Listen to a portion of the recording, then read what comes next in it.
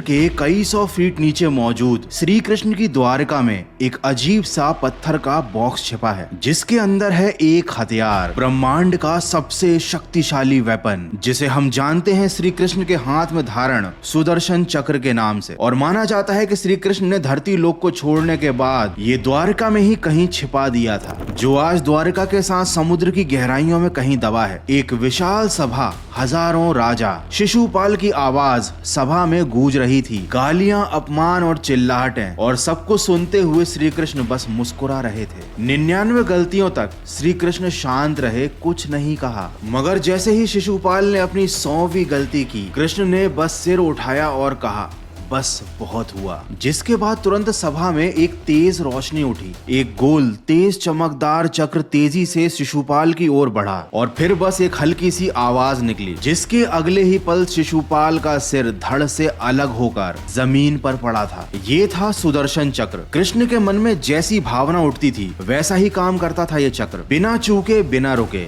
जिसमें इतनी ताकत थी कि अगर महाभारत के समय श्री कृष्ण चाहते तो अकेले सुदर्शन चक्र से पूरी कौरव सेना तबाह कर सकते थे। लेकिन उनके ऐसा ना करने के पीछे भी एक बड़ी वजह थी। सुदर्शन चक्र ब्रह्मांड का सबसे विनाशकारी और रहस्यमय हथियार था, जिसके बारे में आज भी ज्यादातर लोग नहीं जानते। जैसे कि आखिर ये श्री कृष्ण के पास कैसे आया, आखिर ये कैसे बना था और ये इतना शक्तिशाली क्यों था। 3228 BC मथुरा का आसमान लाल था, युद्ध की आहट, भय की हवा और एक तानाशाह का आतंक। ये है कंस, यादव डायनेस्टी का सबसे क्रूर राजा, जिसने एक भविष्यवाणी के डर से ही अपनी बहन देवकी और उसके पति वासुदेव को कैद कर लिया, क्योंकि आकाशवाणी में कहा गया था कि देवकी का पुत्र ही कंस के अंत का कारण बनेगा। उस दिन से कंस एक एक करके देवकी की संतानों को खत्म करता गया। पर फाइनली जब कृष्ण का जन्म हुआ, तब उसी रात आंधी, तूफान और बिजली के बीच जेल के ताले अपने आप खुल गए। पहरेदार गहरी नींद में चले गए और वासुदेव ने कृष्ण को बचाने के लिए रात में ही उन्हें गोकुल में नंद और यशोदा के पास छोड़ दिया। और यहीं से शुरू हुआ भगवान श्री कृष्ण का पृथ्वी पर बिताया हुआ जीवन,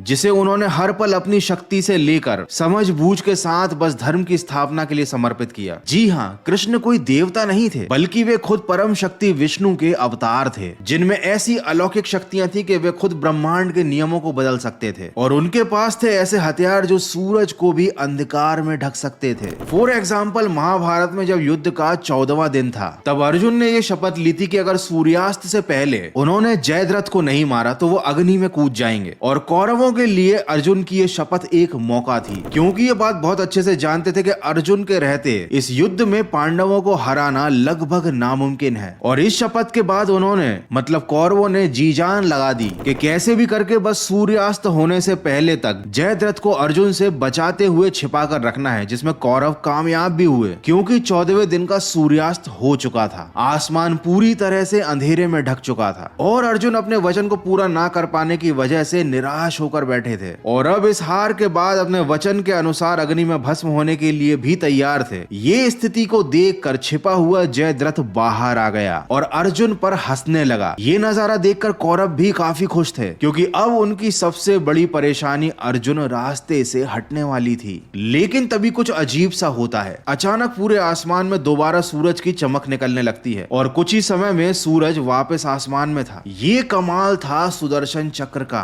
जिसने श्री कृष्ण के कहने पर सूरज को ढककर दिन में रात की तरह अंधकार कर दिया था, ताकि जयद्रथ बाहर निकल आए। और ठीक वैसा ही हुआ। इसके बाद अर्जुन ने जयद्रथ का वध कर दिया। आपको ये जानकर हैरानी होगी कि सुदर्शन चक्र केवल भगवानों के हथियार की तरह ही नहीं, बल्कि ये श्री कृष्ण यानी भगवान विष्णु के शरीर के एक हिस्से की तरह है, जो कि हर वक्त उनके साथ रहता है और उनकी बात मानता है। और जिस पर भी इसे चलाया जाता है उसका अंत निश्चित होता है, फिर चाहे वो किसी भी समय या ब्रह्मांड में जाकर छिप जाए। सुदर्शन चक्र हर डायमेंशन और रियलिटी को पार करता है, अपने टारगेट को खत्म करता है और फिर वापस श्री कृष्ण के पास लौट आता है। और इसीलिए ऋग्वेद में भी विष्णु जी के सुदर्शन चक्र को व्हील ऑफ टाइम कहा गया है। सुदर्शन चक्र, जो कि एक संस्कृत का शब्द है, इसका मतलब होता है शुभ दर्शन। लेकिन आप जितना भी इसके किस्से कहानियों की गहराई में जाओगे, एक नजर में ये बात तो साफ हो जाती है कि इसके दर्शन करना कोई शुभ संकेत नहीं है, क्योंकि जब जब भगवान विष्णु और श्री कृष्ण ने इसे किसी की तरफ छोड़ा है, तब उस असुर या जीव की आखिरी यादें ये उड़ता हुआ चक्र ही होता है, क्योंकि उसके बाद ये उसे हमेशा के लिए मिटा देता है। हिंदू शास्त्रों में सुदर्शन चक्र की उत्पत्ति के बारे में दो अलग अलग कथाएं हैं, जिनमें से है एक विष्णु पुराण में। इसके बारे में बताया गया है कि सूर्य देव के अत्यधिक तेज को कम करने के लिए विश्वकर्मा देवता ने जब सूर्य को घिसा, तब उस प्रक्रिया में निकली ब्लेजिंग सोलर डस्ट से इस विनाशकारी चक्र का निर्माण हुआ। जबकि दूसरी कथा के अनुसार महाभारत काल के दौरान विष्णु जी ने भगवान शिव की घोर तपस्या की और तब प्रसन्न होकर भगवान शिव ने विष्णु जी को ब्रह्मांड के सबसे शक्तिशाली हथियारों में से एक ये चक्र सौंपा। और कई ग्रंथों की माने तो सुदर्शन चक्र इतना शक्तिशाली है कि इसकी चमक को देख पाना भी सिर्फ भगवान शंकर और विष्णु जी के लिए ही संभव था। अगर मॉडर्न साइंस के नजरिए से देखा जाए तो हो सकता है कि ये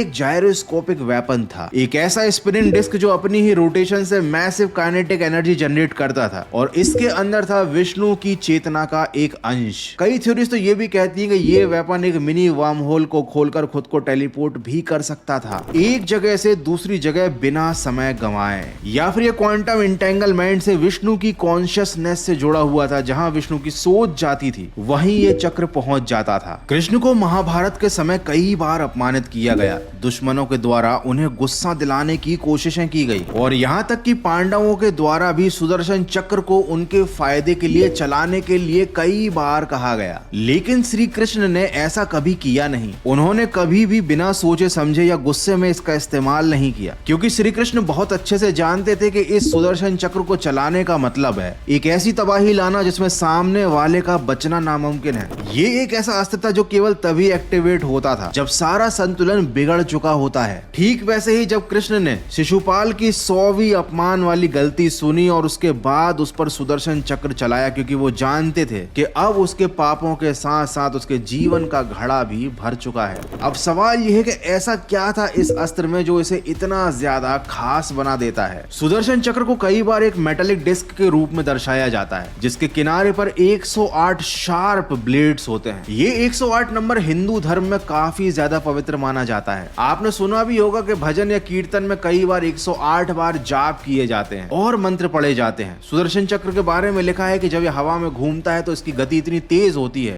कुछ टेक्स्ट में तो इसे सूर्य के जितना तेज और लाइटनिंग की गति से ट्रेवल करता हुआ भी बताया गया है और इस बात का जिक्र भी एक कहानी में मिलता है। फॉर एग्जाम्पल, द्वारका को मिटाने के लिए शाल्वा राक्षस अपने मायावी शोभा विमान में द्वारका जब पहुंचा तो उसने अपने मायावी हथियारों से कई इल्यूजन्स क्रिएट किए और द्वारका में तबाही मचा दी। द्वारका की सेना ने उसका मुकाबला तो किया, लेकिन उसके इल्यूजन्स को वो तोड़ नहीं पा रहे थे, जिसके बाद श्री कृष्ण स्वयं युद्ध में उतरे और उन्होंने शाल्वा की ओर सुदर्शन चक्र छोड़ दिया, जिसके बाद एक झटके में सुदर्शन चक्र बिजली की रफ्तार से उस मायावी विमान के 2 टुकड़े करता हुआ उसे चीरता हुआ उसके अंदर से निकल गया और शाल्वा राक्षस के इल्यूजन को उसके साथ ही खत्म कर दिया। और ये सब करके लाइटनिंग स्पीड से वो चक्र वापस भगवान श्री कृष्ण के हाथों में आकर विराजित हुआ, ऐसे जैसे कि मानो कुछ हुआ ही ना हो। अब हो सकता है तुम्हारे दिमाग में बात आ रही हो कि गौरव भाई, सुदर्शन चक्र की शक्ति के बारे में तो हमको मालूम है, लेकिन हमको ये नहीं मालूम कि सुदर्शन चक्र ने समय और डायमेंशन को कब पार किया। और क्या ऐसी किसी घटना का जिक्र हमारे वेद पुराणों में है जब किसी का पीछा करते हुए सुदर्शन चक्र एक अलग ही ब्रह्मांड में पहुंच गया?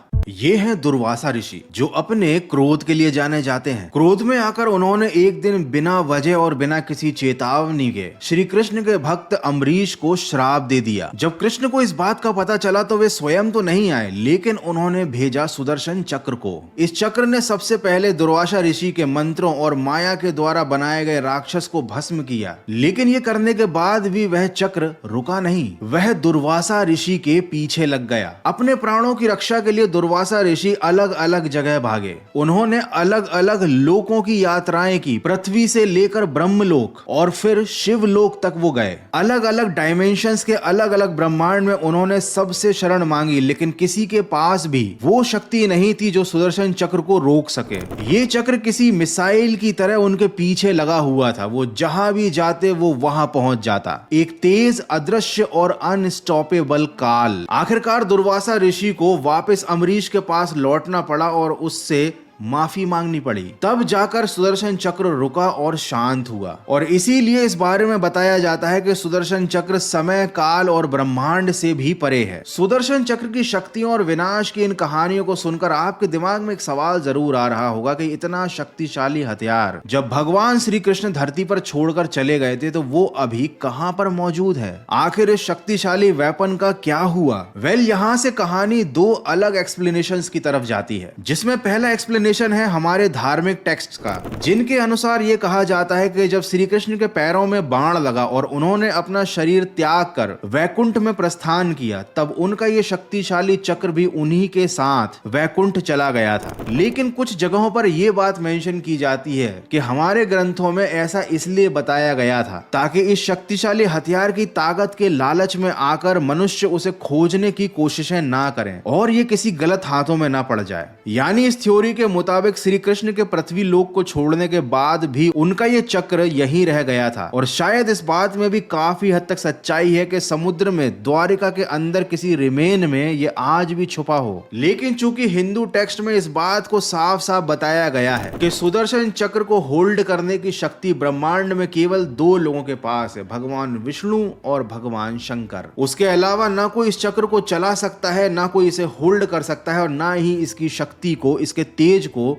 सहन कर सकता है। सुदर्शन चक्र के अलावा ही हमारे हिंदू टेक्स्ट में कुछ और ऐसे हथियारों का जिक्र भी है जो कि इतने ही ज्यादा शक्तिशाली और विनाशकारी हैं, जिनमें से कि एक हथियार का नाम है ब्रह्मास्त्र। और शॉकिंगली कई बार इनको केवल भगवानों ने ही नहीं बल्कि देवताओं की शक्तियों को धारण करने वाले मनुष्यों ने भी इन हथियारों को धारण किया है। और ब्रह्मास्त्र के बारे में भी कहा जाता है कि अगर ये शस्त्र एक बार चलता है तो इसके बाद जो बचता है वो है सिर्फ तबाही और राख। ब्रह्मास्त्र के बाद है शिव का अल्टीमेट वेपन, एक शक्तिशाली विनाशकारी दिव्य हथियार जिसका नाम है पशुपतास्त्र। इसके बारे में माना जाता है कि इसकी एनर्जी इतनी ज्यादा अस्थिर होती है कि एक बार अनलीश होने के बाद ये केवल यूनिवर्स के लॉस को ही नहीं बल्कि स्पेस टाइम कॉन्टिनम को भी तोड़ सकता है। कुछ मॉडर्न स्पेक्युलेटिव फिजिसिस्ट भी इसको माइक्रो ब्लैक होल जनरेटर की तरह बताते हैं, एक ऐसा एनर्जी इंपल्शन जो मैटर को एग्जिस्टेंस से ही मिटा देता है। इस हथियार को अर्जुन ने प्राप्त तो किया था लेकिन कभी भी इसका इस्तेमाल नहीं किया। भगवान श्री कृष्ण ने भी मेक श्योर किया था कि अर्जुन चाहे कितने ही ज्यादा